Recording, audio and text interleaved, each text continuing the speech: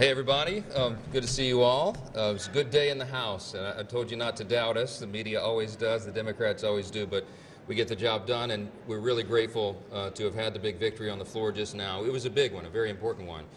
Quick recap, just on a busy week in Washington, we got a lot of important things done for the American people this week. We passed the SAVE Act today, as you know, and that ensures that you got to have identification. You have to prove your identity, because only U.S. citizens should vote and decide U.S. elections.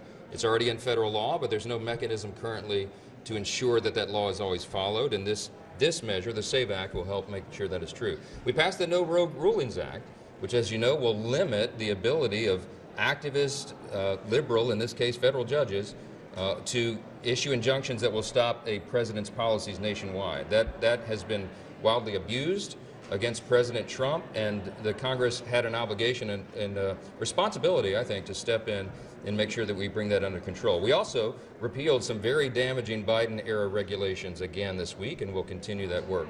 But the big news today, of course, is that we passed the budget resolution. We adopted the Senate's amendments to the resolution, holding in place all of the commitments and the instructions, the guidelines that the House originally enacted. And that was a big step, because that will allow us now to move forward, to have our committees actually drafting the One Big Beautiful Bill. There's a lot of work ahead of us, and we're really excited about that. In November, the American people delivered unified government to the Republican Party. They returned President Donald J. Trump to the White House. They gave us control of the House and the Senate, and we are going to make good by that. We have a big responsibility. In the budget reconciliation bill, the reason we call it the One Big Beautiful Bill, everybody in this crowd of journalists knows that all the components that will be in that. We're talking about ensuring that the border is secure, having the resources that are necessary to do that. We're talking about getting the American economy going again by reducing regulations. We're talking about restoring peace through strength and making sure we have the measures in place to properly fund those priorities. We have a lot of things, American energy dominance, all the components that will make things better for Americans, drive down the cost of living, and get our economy really going again.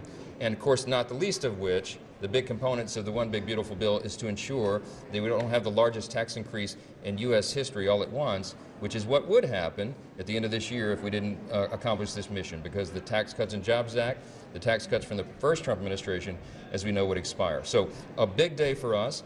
We will now get the committees operating on all cylinders. They'll be working over the 2-week district work period that encompasses Passover and Easter.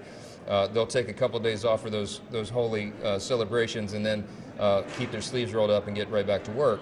The committees in the Senate and the House will be working in a collaborative fashion. We've explained this, that this really is a one-team approach by Republicans in both chambers. I'm so grateful to Leader Thune and his steady hand of leadership. We had a joint press conference this morning making our commitments known of what we're going to try to do, and that is ensure real savings for the American people, because we have to do that. We have a responsibility to get our country back on a sound fiscal trajectory, and also make sure that we ensure and protect those essential programs. The Democrats, as I noted this morning, have said that we're going to gut Medicaid. It is not true. We're going to protect the benefits that everyone is legally entitled to. The beneficiaries who have a legal right to that, it will be preserved. Those are essential safety net programs that Republicans support.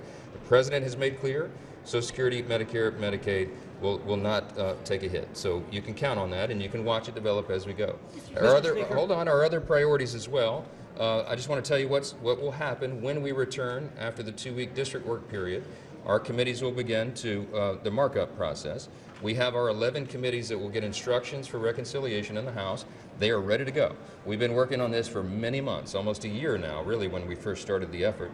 And so we have the work product already prepared. We have bills drafted. Most of them have been scored already. And now we go through the process of marking it up and finding the equilibrium points with everybody so that all those interests are met. We're looking forward to that happening. And I just want to say this. The American people are counting on us.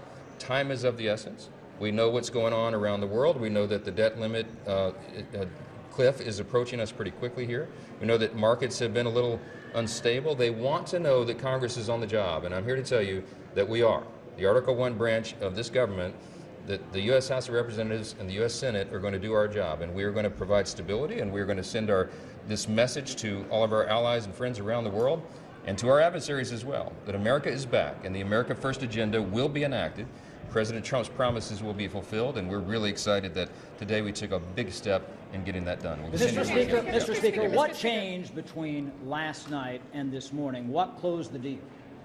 Look, we're in a deliberative body, and we did a lot of work leading up to this moment, of course, for many months. But sometimes there are pressure release valves you have to allow people to do.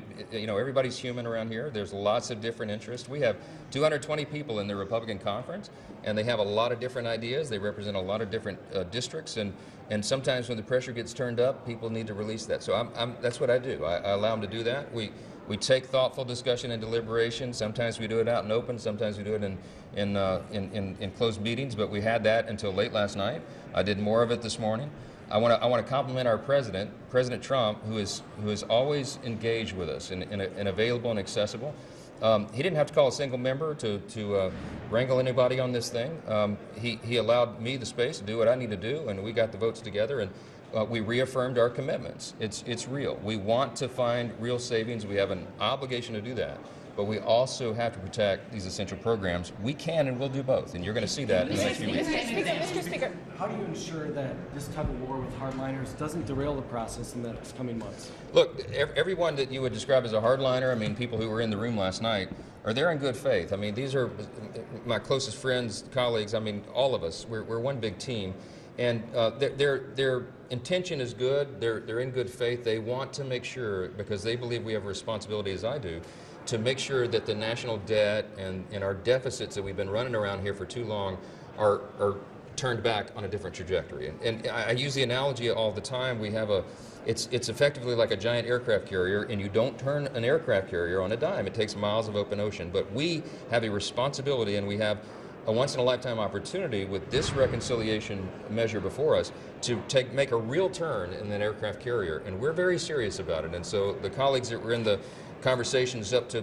past midnight last night just wanted assurances that we're really, really going to do that, and we are. But we're going to do it in a way that doesn't unduly affect or harm any beneficiary of a public program that's available to them. So you'll see that. Can you give some areas of spending cuts you're looking at? Because you said you've been working on this for a while, so you must know where you're going to cut. Yeah, we have big menus of options and items in 11 different committees of jurisdiction, and one of the big ones is energy and commerce, because you have such a broad jurisdiction, and that's where you'll be looking at, you know, Medicaid, for example, which is the thing that the Democrats are trying to frankly lie to the American people about.